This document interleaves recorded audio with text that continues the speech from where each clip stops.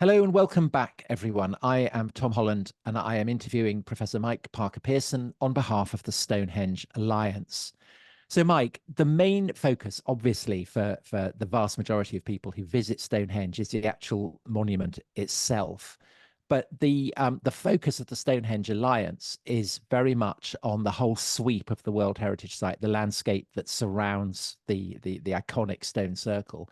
Um, and we know, for instance, that there is a uniquely dense accumulation of long barrows, but there are other remarkable remains as well. So, can you tell us what is it that's special about the Stonehenge landscape, and especially in that part of it that could be carved up by the road plans and particularly by the huge tunnel portals?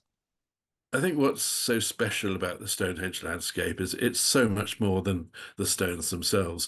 We know that there was a second stone circle down by the river in West Amesbury, linked by the avenue to Stonehenge.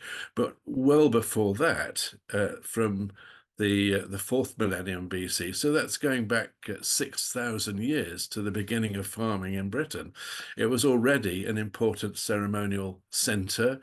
To the west of Stonehenge, we've got some remarkable concentrations of artifacts in the plough soil, and we know that the majority of these appear to be of a date that we would place somewhere around 2000 BC. They're also in features dug in to the chalk within that area, and all of the evidence points towards this having been part of a huge settlement, a settlement built after the great Neolithic settlement at Darrington Walls was abandoned. So a relocation to the west of Stonehenge, quite possibly for building the later stages of Stonehenge. So it's understanding that that World Heritage Site is actually best preserved prehistoric landscape, I would say, anywhere in Britain and quite probably in Europe as well, because we have not only the upstanding monuments, but also within the soil itself. We know that there is a great deal of archaeological material in that landscape. Very little of it is actually visible to be seen above the ground because it's within the soil itself. What's so important about the Western End, we know from the distribution of artifacts, it is absolutely strewn. This is one of the densest parts of the World Heritage Site, where we have uh, thousands upon thousands of flints, stone tools, and other small artifacts, pieces of pottery, which give us an idea that this was a major area of settlement round about 4,000 years ago. This is characteristic of what we call people using beaker pottery, a very specific style found across Western Europe, and it has to have been one of the very largest of the known beaker settlements. This is from the time of the beginning of metals in Britain, when people were using copper and bronze.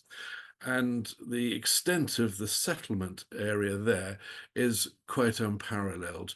Not only is there a major concentration in the area where the road will go through, but also further north, where we have the Stonehenge Cursus.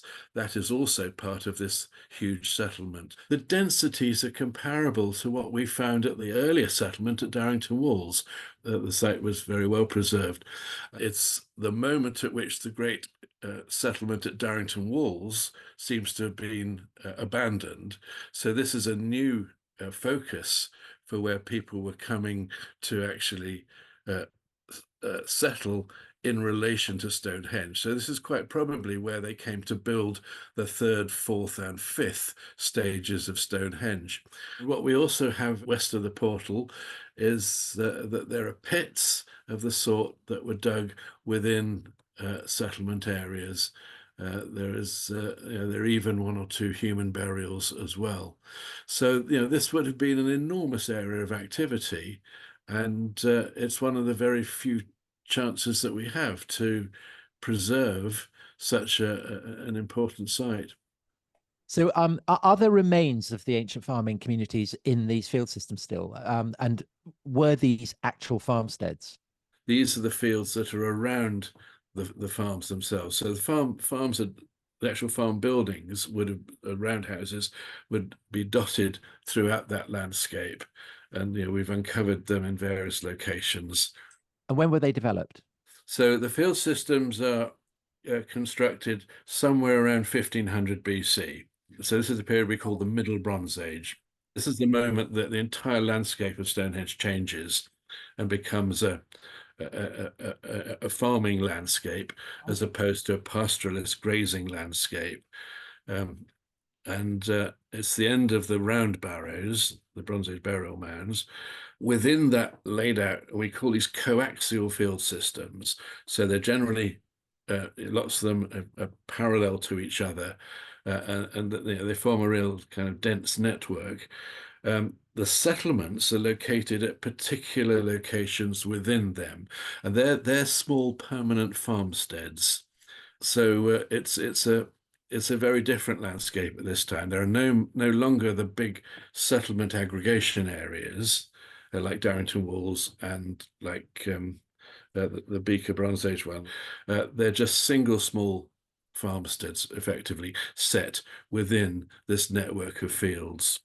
Thank you so much, Mike. And as you know, Mike's description of the landscape at the Western End is one of our series of 3 videos, which form part of our fundraiser for the appeal to challenge the Secretary of State's decision to go ahead with a scheme that would, I think, desecrate this part of the landscape. So please don't forget, justice is not free. And so if you possibly can, please do donate to the Crowd Justice Appeal. Thank you.